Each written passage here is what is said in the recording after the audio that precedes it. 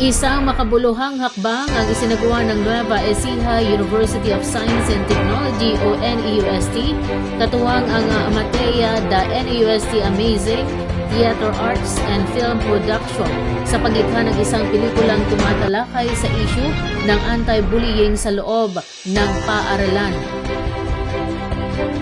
Layunin ng proyekto na palaganapin ang kamalayan tungkol sa kahalagahan ng disiplina at paggalang sa kapwa, lalo na sa hanay ng mga mag-aaral.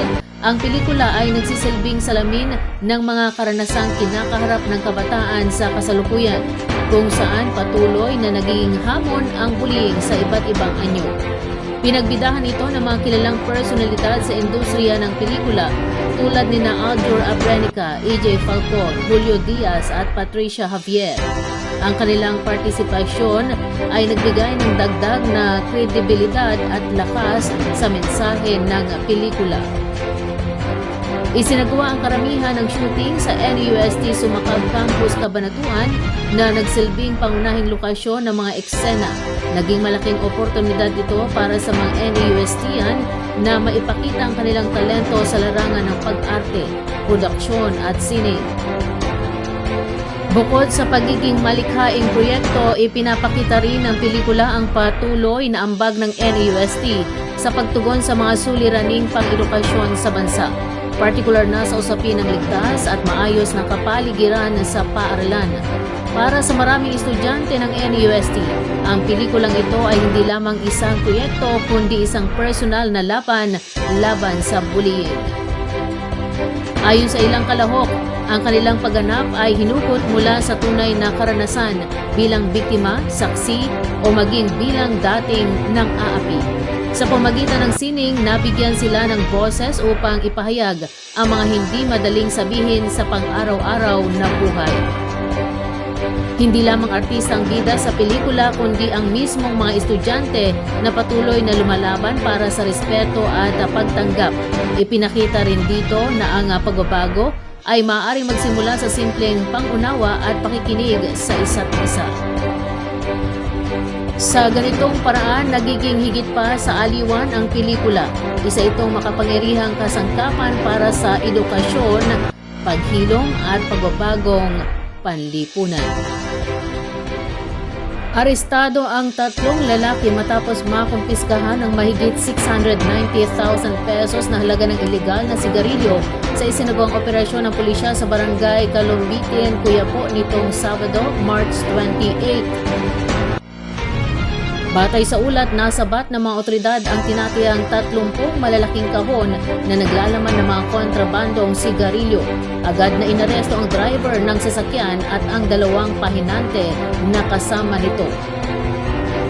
Sa kasalukuyan, nasa kustudiya na ng pulisya ang mga suspek at naharap sa patong-patong na kaso kaugnay ng paglabag sa batas laban sa smuggling at iligal na kalakalan ng produktong tabako. Patuloy naman ang paalala ng mga otoridad sa publiko na maging mapagmatsyag, makipagtulungan upang mapigilan ang paglaganap ng mga ilegal na produkto sa merkado. Sa perspektibo ng pagpapatupad ng batas, ang pagkakasabat sa malaking halaga ng ilegal na sigarilyo ay bahagi ng pinaigting na kampanya laban sa smuggling na nakakaapekto sa ekonomiya ng bansa.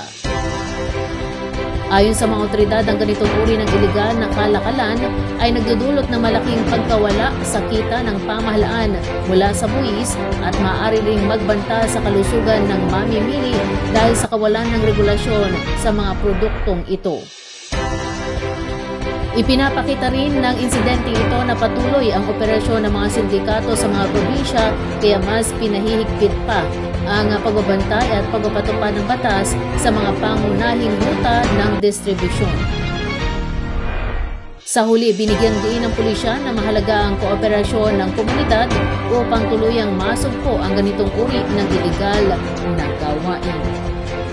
Nahuli ang isang 41 anyos na lalaki matapos mahulihan ng ilegal na droga sa isinagawang bypass operation ng pulisya sa Barangay Kalipahan, Talavera noong Marso 29, 2026, bandang alas 9:20 ng umaga. Isinagawa ang operasyon ng Intelligence Station Drug Enforcement Team o Intel-DET ng Talavera Municipal Police Station sa ilalim ng pangasiwa ni Rogelio L. Pacificar Jr., hepe ng pulisya. Nahuli ang suspect matapos umano siyang bentahan ng isang sachet ng hinihinalang shabu ang isang police cruiser buyer kapalit ng isang marked money na nagkakahalaga ng 500 pesos. Sa isang buwang follow-up na paghalughog, na-recover pa mula sa kanya ang 4 na karagdagang sachet ng hinihinalang shabu at ang ginamit na marked money. Tinatayang may kabuang bigat ng 1.5 gramo ang mga nakumpiskang ilegal na droga na may halagang umaabot sa 10,200 pesos batay sa standard drug price. Dinala ang suspect at ang mga ebidensya sa Talavera Municipal Police Station para sa kaukulang dokumentasyon at disposisyon.